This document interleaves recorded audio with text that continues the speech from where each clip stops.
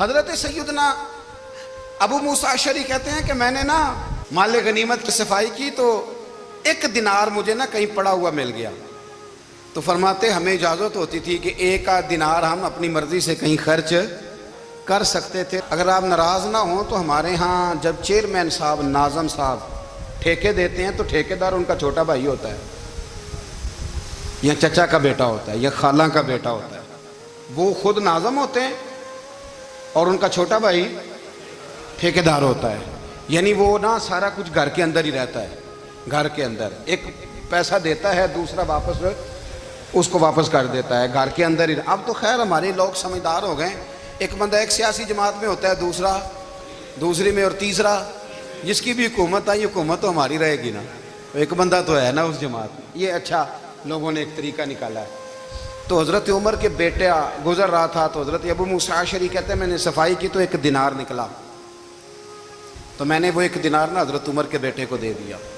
میں نے کہا لو بیٹا اپنے چچا کی طرف سے تحفہ۔ تو گھر جا کے انہوں نے حضرت عمر کو بتایا کہ چچا نے پیسے دیے ہیں، چھوٹے بچے تھے۔ حضرت عمر نے حضرت ابو موسیٰ اشعری کو بلا لیا اور بلا کے فرمانے لگے میں تو تمہیں اپنا دوست جانتا تھا اور تو نے میری اولاد کو ہی دنیا دار بنانا شروع کر دیا، میرے بچوں کو ہی تم نے دنیا دار پیسوں پہ لگانا شروع کر دیا، میں تو تمہیں یار سمجھتا تھا۔ فرمایا تمہیں چاہیے تھا میرے بیٹے کو نصیحت کرتے کہ بیٹا پیسوں سے رب راضی نہیں ہوتا، اس کی رضا والے کام کیے جائیں تو رب راضی ہوتا ہے۔ اور فرمایا تمہیں کوئی اور گھر نہیں ملا تھا تباہ کرنے کے لیے، میرا ہی گھر ملا تھا، اٹھاؤ اپنا دینار اور خبردار آج کے بعد میرے بچوں کے ساتھ یہ والی نیکی نہ کرنا۔ اور ہمارا کیا سٹیٹس ہے، دوستی ہے یہ اس سے جو تحفے زیادہ دے، جو بچوں کو خراب کرنے میں مدد زیادہ کرے اس کے ساتھ گرانا۔ حضرت عمر نے گھر پہ اور سب سے بڑھ کر اپنی ذات پہ توجہ کی۔ حضرت ابو مالک رضی اللہ تعالیٰ عنہ کہتے ہیں میں عمر کے پیچھے پیچھے ایک باغ میں گیا، اکثر اس باغ میں جایا کرتے تھے، اور عمر جا کے نا تو درخت کے نیچے بیٹھ گئے اور فرمانے لگے او امیر المومنین اللہ سے ڈر جا، ورنہ جس رب نے حکومت دی ہے وہ عذاب بھی بڑا دے گا، ڈر جا رب سے۔ کبھی ساری زندگی حضرت عمر نے اپنا کوئی تعارف نہیں کرایا، کبھی نہیں۔ ایک بندے نے آپ کے سامنے تعریف کر دی آپ کی تو فرمانے لگے تو خود بھی ہلاک ہوا اور مجھے بھی ہلاک کر دیا، کیا ضرورت پڑی ہے میری تعریفیں کرنے کی، اتنی دیر میری تعریف میں لگائی، اللہ کا ذکر کرتا رب تجھے ثواب دیتا، حضور پہ درود پڑھتا تو رب تیرے اوپر رحمتیں نازل کرتا، کس چکر میں ہے؟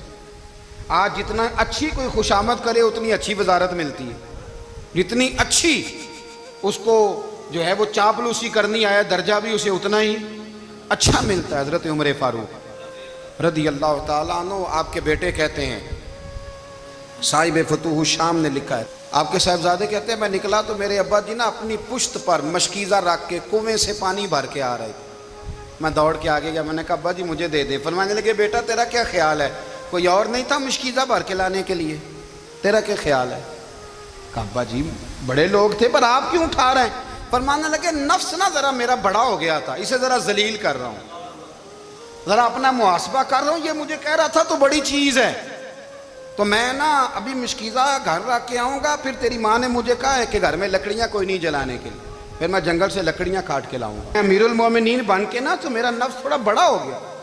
اب یقین کریں ہمارا آزما خراب ہو جاتا ہے جب تک ہمارا تعارف صحیح نہ ہو، ہمارا تعارف ٹھیک نہ ہو، میں یہ ہوتا ہوں میں وہ ہوتا ہوں، چھوڑ مٹی دیں تے مٹی رہنا ہی، مٹی دیں تے مٹی دیں تے مٹی رہنا ہی، ایویں کادی بلے بلے اج مٹی دے اتے بندیا تے کل مٹی دے تھلے، مٹی دیں تے مٹی رہنا ہی، کادی بلے، مجھے پوچھ لو مجھے جان لو میرا نام لے لو، میں بھی آیا ہوں، میں بھی ہوتا ہوں، میرا بھی یہ تذکرہ ہے۔ جس کو اپنا تعارف کرانا پڑ گیا اس سے بھی زیادہ کمزور کوئی ہے، فوٹو میں دکھاتا پھرتا ہے فلانے کے ساتھ فوٹو، فلانے تو کمزور بندے یہ کام کر۔ حضرت عمر فاروق اللہ اکبر، حضرت عمر جیسا بندہ 24 لاکھ مربع میل کا حکمران، اور شاہ روم کو خط لکھ کے کہتا ہے میں منت نہیں کرتا میں حکم دیتا ہوں، اتنا تگڑا بندہ۔ جنگ قادسیہ کے لیے حضرت سعد بن ابی وقاص کو بھیجا، فتوح الشام پڑھ کے دیکھیں، حضرت عمر بڑے پریشان ہیں، اتنے دن ہو گئے کوئی رپورٹ ہی نہیں آئی، اب تو موبائل ہے نا تو 1 منٹ کی رپورٹ لیں آپ، بلکہ آپ 1 منٹ کی فوٹو لیں، آپ رپورٹ تو دور رہ گئی۔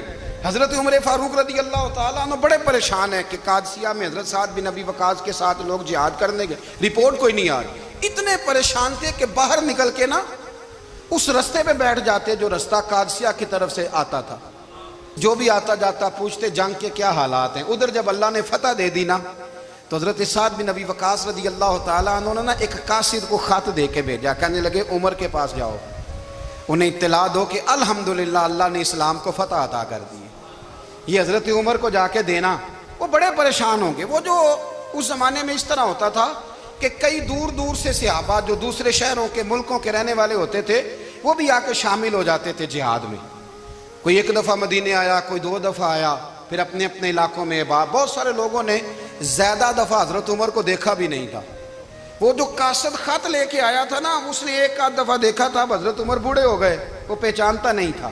ادھر سے وہ خط لے کے آ گیا. حضرت عمر مدینے سے باہر نکل کے اس روڈ پہ بیٹھے تھے جو قادسیہ سے آتا تھا. جب وہ اس آدمی کو آتے دیکھا تو حضرت عمر اٹھ کے کھڑے ہو گئے, فرمانے لگے قادسیہ سے آ رہے ہو؟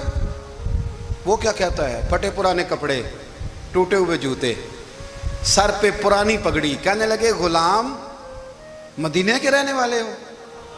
حضرت عمر کہنے لگے ہاں مدینے کا ہوں. کہا میں قادسیہ سے آیا ہوں, الحمدللہ اللہ نے اسلام کو فتح دے دی ہے, الحمدللہ کفر کی کمر ٹوٹ گئی ہے. اس نے یہ بات کر کے تو گھوڑے کو ایڑی لگائی, گھوڑا دوڑنے لگا مدینے کے. حضرت عمر بھی ساتھ ساتھ دوڑ رہے. فرمانے لگے اچھا بتاؤ خالد بن ولید کا کیا حال ہے؟ تھوڑا آگے جا کے فرمانے لگے اسامہ بن زید کیسے ہے؟ وہ کہتے ہیں ٹھیک ہے. پھر اس نے اور گھوڑا, عمر ساتھ ساتھ دوڑ رہے ہیں, ساتھ ساتھ. 24 لاکھ مربع میل کا حکمران, ایک جوتا پیر سے نکل گیا, عمر دوڑ رہے ہیں. آگے جا کے پوچھتے ہیں سعد بن ابی وقاص کا کیا حال ہے؟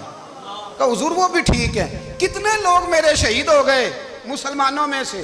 کہنے لگا صحیح گنتی کا نہیں پتا, یہ لفظ ادا ہوتے ہوتے مدینے کی سرحد آ گئی. لوگوں نے عمر کو گھوڑے کے ساتھ دوڑتے دیکھا تو کہا امیر المومنین کیوں دوڑ رہے ہیں؟ وہ غلام چھلانگ لگا کے نیچے آیا, قدموں میں بیٹھ گیا. کہنے لگا حضور آپ نے بتایا ہی نہیں آپ امیر المومنین ہیں. آپ فرمانے لگے کیا بتاتا؟ میں تو اونٹ چلانے والے کا پتر ہوں, کیا بتاتا؟ وہ عمر ہوں جس نے اپنے گناہوں کا حساب دینا ہے. کیا بتاتا؟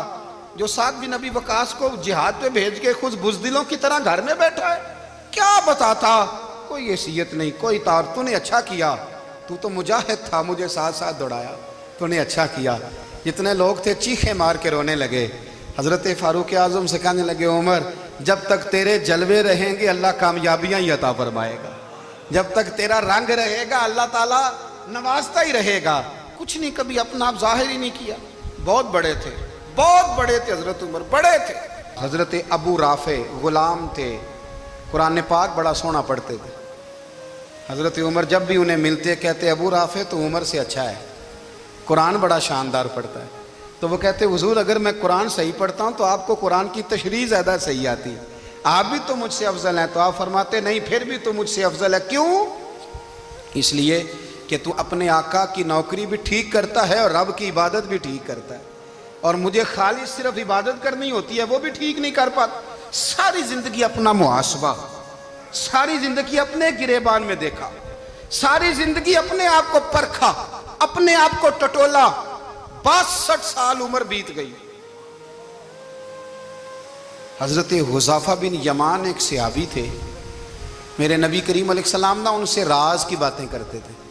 ہر بندے کا ہاضمہ ٹھیک نہیں ہوتا, سب سے راز کی بات نہیں کرنی چاہیے.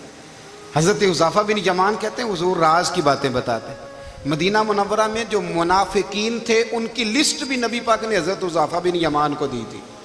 جب کوئی مشکوک آدمی مر جاتا نا تو صحابہ کہتے ہیں ہم دیکھتے اگر حضرت حذیفہ نے جنازہ پڑھا ہے تو ہم بھی جنازہ پڑھ لیتے. نبی پاک نے بھی کچھ جنازے نہیں پڑھے. ترمذی میں ہے, فرمایا عثمان سے جو بغض رکھے اس کا جنازہ نہیں پڑھیں گے. حضرت حذیفہ بن یمان اگر جنازہ پڑھتے تو لوگ پڑھتے, وہ نہ پڑھتے تو لوگ جنازہ نہ پڑھتے. حضرت حذیفہ بن یمان کہتے ہیں جناب عمر فاروق کی خلافت کے آخری ایام تھے, کچھ دنوں کے بعد وہ شہید ہو گئے. فرماتے آدھی رات کا وقت تھا, میں گھر میں سویا تھا بڑا بے فکر, اچانک میرے دروازے پہ دستک ہوئی, میں گھبرا کے اٹھا. اتنی رات کو کون آیا؟ کہتے ہیں قربان جاؤں, دروازے پہ گیا تو امیر المومنین فاروق اعظم دروازے پہ. میں نے کہا عمر کوئی حکم تھا تو مجھے بلا لیتے. کہنے لگے میں نا امیر بن کے نہیں آیا, تیرا ویر بن کے آیا ہوں. امیر المومنین کی حیثیت سے سرکاری کام سے بلاتا تو وہاں بلاتا، مجھے ایک ذاتی کام پڑ گیا۔ کہتے ہیں میں نے عمر کو گھر کی اندر بلا کے چارپائی پہ بٹھایا، میں نے کہا حضور میں غریب آدمی ہوں، میں کیا آپ کے کام آ سکتا ہوں؟ تو کہتے ہیں انہوں نے نا مجھے ساتھ بٹھا لیا، پھر میرا ہاتھ پکڑ لیا، کہنے لگے تو عمر کو جانتا ہے؟ عمر جھوٹ نہیں بولتا، تو جانتا ہے عمر وعدوں کا پکا ہے؟ کہا حضور جانتا ہوں۔ کہا میں اس وقت آیا ہوں جب دیکھ بھی کوئی نہیں رہا۔ حضرت حذیفہ بن یمان کہتے ہیں پریشان ہو گیا، حضور پہلیاں نہ بجھوائے، مہربانی کر بتائیں کدھر آئے ہیں؟ تو حضرت عمر فاروق فرمانے لگے 62 سال کا ہو گیا ہوں، 63 میں چل رہا ہے، داڑھی سفید ہو گئی ہے، پھل پک گیا، اٹھ فریدہ ستیا، داڑھی آ گئی پور، اگا نیڑے آ گئی، پچھا رہ گئی دور، اب قبر اشر کا معاملہ صاف نظر آنے لگا ہے۔ کہا حضور مجھ سے کیا چاہتے ہیں؟ حضرت عمر رو پڑے، کہنے لگے آج میں عشاء کے بعد نکلا ہوں تو نبی پاک کے صحابہ مجھے نیک کہہ رہے تھے، پھر میں نے بچوں کی ماں سے اور بچوں سے بھی پوچھا ہے، وہ بھی مجھ سے راضی ہیں، پر حذیفہ تیرے ساتھ نبی پاک راز کی باتیں کرتے تھے، سچ بتا کہیں عمر کا نام منافقوں میں شامل تو نہیں؟ سچ بتا ان منافقین میں تو شامل نہیں، کہیں اوپر سے تو نہیں سارا کچھ؟ حضرت حذیفہ بن یمان کہتے ہیں میں باپ کے مرنے پہ اتنا نہیں رویا جتنا عمر کے سوال پہ رویا۔ میں قدموں میں بیٹھ گیا، میں نے کہا نہیں عمر یہ تو میں نے نہیں سنا، لیکن یہ میں نے نبی پاک سے ضرور سنا ہے کہ میرے بعد اگر کوئی نبی ہوتا تو عمر ابن خطاب ہوتا۔ یہ میں نے اپنے کانوں سے سنا ہے کہ عمر جس گلی سے گزرے شیطان رستہ بدل جاتا ہے۔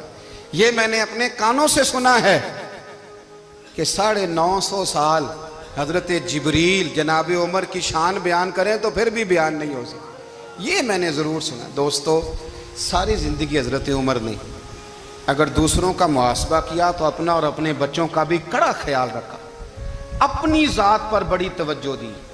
جو لوگ اپنا بھول جاتے ہیں نا، ہمیں اپنی صحت کا بڑا خیال ہے لیکن اپنی روحانی زندگی کا کوئی خیال نہیں ہے، قلبی زندگی کا کوئی تصور نہیں ہے۔ آپ یقین کریں موٹا آدمی کمزور ہونے کے لیے جدوجہد کر رہا ہے، کمزور طاقتور ہونے کے لیے، لیکن جس کو کتنے دن بیت گئے اللہ رسول کی یاد میں رویا ہی نہیں، کتنے دن بیت گئے نعت سننے کو دل ہی نہیں چاہا، جسے مہینوں بیت گئے اور قرآن پاک کی طرف نظر ہی نہیں گئی، وہ فکر مند ہی نہیں۔ زندگی زندہ دلی کا نام ہے، مردہ دل کیا خاک جیا کرتے ہیں؟ بھائی حضرت عمر کی زندگی دور حاضر میں ہمیں یہ سبق دیتی ہے کہ کڑی نگرانی رکھو اپنے پودوں کی، کڑا خیال رکھو اپنے ذاتی باغ کا، اور یہ جو تمہارے دل کی دنیا ہے یہ تمہاری روح کی زندگی ہے، اس کا محاسبہ کرتے رہو۔ نبی کریم علیہ السلام نے فرمایا اپنا حساب خود کر لو قبل اس کے کہ تمہارا حساب کیا جائے۔ اپنا حساب، ہم ساری دنیا کا حساب کرتے پھرتے ہیں، کوئی کہاں سے کماتا ہے کہاں کھاتا ہے، پر اپنا حساب حضور نے فرمایا حساب کر لو قبل اس سے کہ تمہارا حساب۔ مولا علی فرماتے ہیں نماز پڑھ لو قبل اس کے کہ تمہاری نماز پڑھی جائے۔ اپنا محاسبہ کریں، تھوڑا سا نا اوپر دائیں بائیں دیکھنے کی بجائے تھوڑی سی گردن جھکا کے نا، درویش کہتے ہیں برے بندے نو میں لبن ٹریا تے جگ تے ملیا نہ کوئی، اپنے اندر چاتی پائی تے میتھوں برا نہ کوئی۔ تھوڑی سی اپنی طرف توجہ دیں۔ ہم نا بے چین وقت گزار رہے ہیں، بے قرار ہیں، بے سکون ہیں، سبب یہ ہے کہ ہم نے نا اپنا حساب کرنا چھوڑ دیا ہے۔ حساب کرو گے، بے حساب تو بندہ روٹی کھا لے تو بیمار ہو جاتا ہے، اور اگر زندگی بے حساب گزرے، گناہوں کا حساب ہی نہ کیا جائے، تقوی کی طرف توجہ ہی نہ کی جائے، تو پھر زندگی دشوار ہو جاتی ہے۔ ہمیشہ مدحت خیر الانام میں گزرے۔